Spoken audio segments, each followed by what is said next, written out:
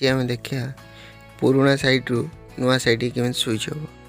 तो प्रथम आप चेक कर दिंतु निज बैलेंस जो वालेट रे जी बैलेंस थी आप नुआ साइट रे सेटी USM वालेट रे शो कर से डॉलर हिसाब रे मनकर 360 अच्छी ये आप डॉलर हिसाब रे शो कर। तो ये आम स्विच केमी करिया फंड ट्रांसफर एंड स्विच ऊपर क्लिक करिया तापर सेंड OTP सेंड OTP मार सारापर तार मोबाइल को गोटे OTP जीव यार आप आईडी स्विच करिए।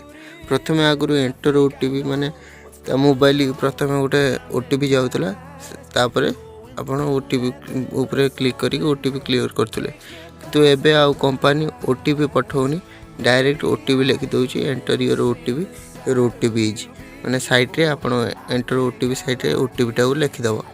तो केवल आप OTP लिखे आउ ट्रांजैक्शन पासवर्ड लिखिए। तो ये मुझे ट्रांजैक्शन पासवर्ड लिखिदेली आउ OTP टा फिलअप करदेली। तापर OTP फिलअप कर सारा पर तले देखु लिखाई गोटे सेंड रिक्वेस्ट उपर क्लिक करदे आप आईडी स्विच हो गला।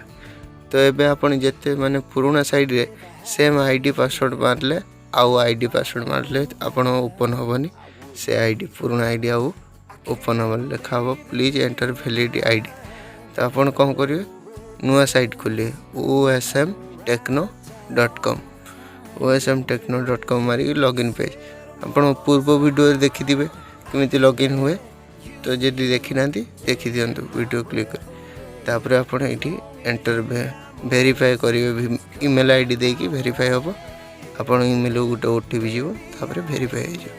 Thank you next video upon ready रही था।